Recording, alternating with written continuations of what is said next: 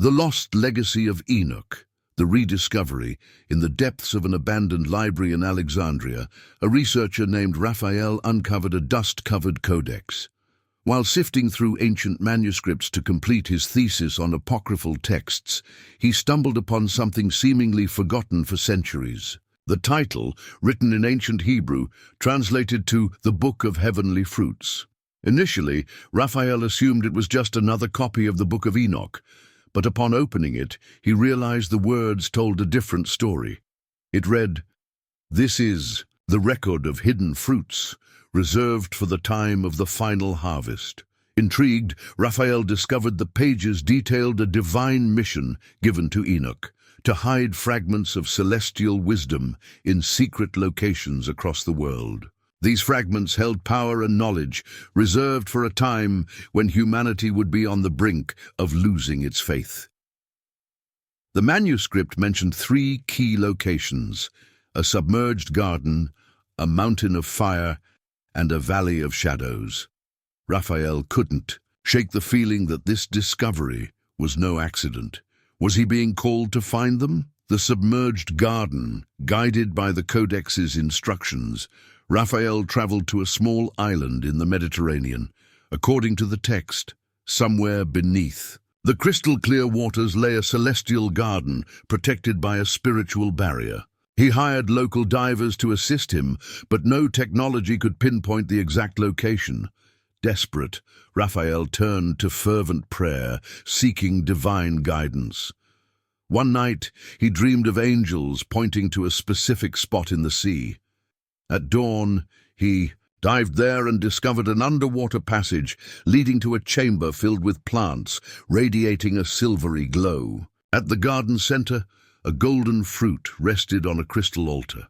Inscribed on the altar were the words, "The fruit of eternal life, kept for the faithful." When Raphael touched the fruit, a vision unfolded before him. Multitudes turning to God during a time of great tribulation, nourished by divine wisdom. Carefully, he carried the fragment with him, feeling the weight of his responsibility. The Mountain of Fire. The next clue led Raphael to an active volcano in Indonesia, described as the mountain that breathes fire. The codex spoke of a fragment hidden in a grotto, shielded by flames no mortal could cross alone. With his faith renewed, Raphael knew he would need to rely entirely on God. Upon reaching the volcano, he faced natural and spiritual challenges.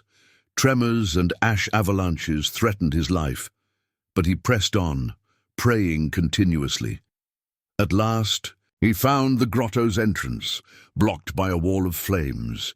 He remembered the codex's words, "Faith extinguishes the fire of fear." Raphael walked through the flames, feeling a divine presence protecting him.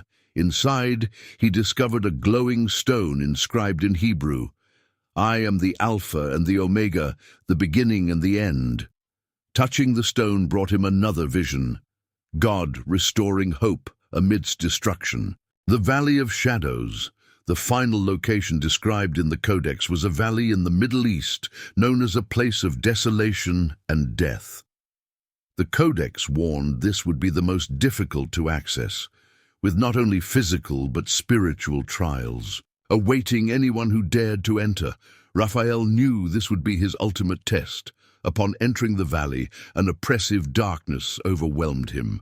Voices whispered, reminding him of past failures and the weight of his mission. Falling to his knees, he cried out, "Even though I walk through the valley of the shadow of death, I will fear no evil, for you are with me." The darkness lifted, revealing an altar made of ancient bones. On it lay a fragment of metal engraved with the words, "The light shines in the darkness, and the darkness has not overcome it." Raphael understood this fragment symbolized the promise of victory over evil. The return and the revelation. With the three fragments gathered, Raphael returned to Alexandria. He felt compelled to bring the artifacts to a grand gathering in Jerusalem, where scholars, spiritual leaders, and believers had convened to discuss humanity's future amidst growing challenges. At the gathering, Raphael shared his visions, and the fragments were placed on an altar. As they were joined together, a celestial light filled the room, and a voice proclaimed, "My people, I give you these signs to restore your faith and prepare the way for my return. Remain faithful, for great things are to come."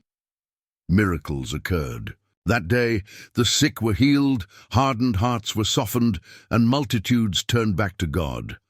Raphael realized his mission was complete, but the work was just beginning for those who had received the message. A new direction after the Jerusalem gathering. Raphael understood the mission had not ended, but evolved. Spiritual leaders at the event shared a unified message.